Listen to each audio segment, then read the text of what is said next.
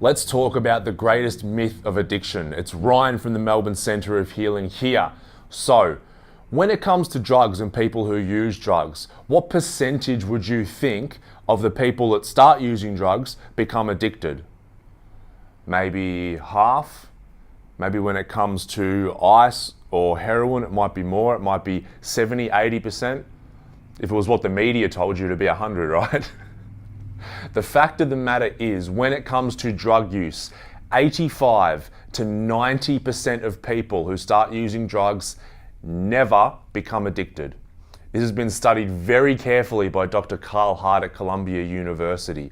And those are the numbers. And you might think, wow, surely that's not the same for methamphetamine, for heroin, for cocaine. Guess what? It is. It's the 85 to 90% who use these substances never ever become addicted. But that's not what we've been told, right? We've been told that the drugs are addictive in of themselves.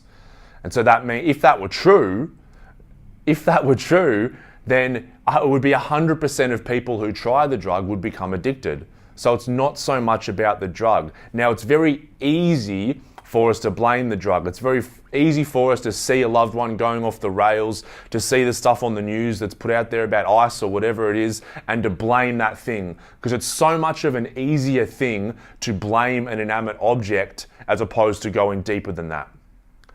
So the answer is never, how do I get this person off the drug? How do I remove the drug from their life? The answer is why, or the question rather, is why is that 10 to 15%, okay, that small selection of people who start using drugs who do become addicted, what makes them susceptible to addiction?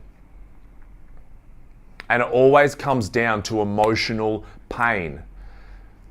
There's emotional pain there, there's emotional trauma, and the substance or the behavior, the thing that they have found, is actually a solution to that problem. Now, looking at it logically and rationally, it's a temporary and it's a very disastrous solution long term, but in that moment, it provides a solution. It provides an answer to that emotional pain and that emotional trauma. So how do you address emotional trauma? Well, that's a very individual thing. Every single person on this planet has an individual story and a different perception of what their life has been like up until this point. So going into someone's emotional trauma is very individual. It's very one of a kind. But to generalize, it always comes down to emotional distress.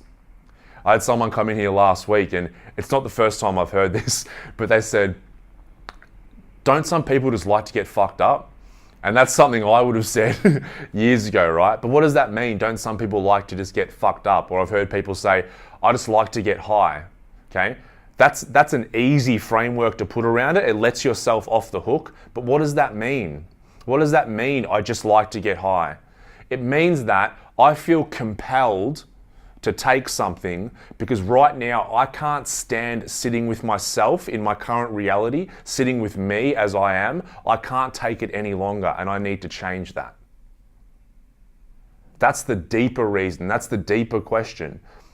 It's not just that I like to get fucked up and like to get high. It's what am I trying to escape from? And I'm trying to escape from me because right now being me is too distressful. I am in too much pain to sit with me any longer. So like Gabor Mate says, the question is never why the addiction, it is why the pain. That's all from me today, guys. That's the myth of addiction. It's not the drug. It is about emotional pain. Why are the 10 to 15% susceptible and why do 85 to 90 never develop an issue? That is the harder question. That's what we need to get down to. Stop blaming the drug. I know it's easy and I know that seems like the thing that you want to blame. But we've got to look at the person and not at the drug and understand their pain and have compassion and be able to hold their hand through that process. Peace out.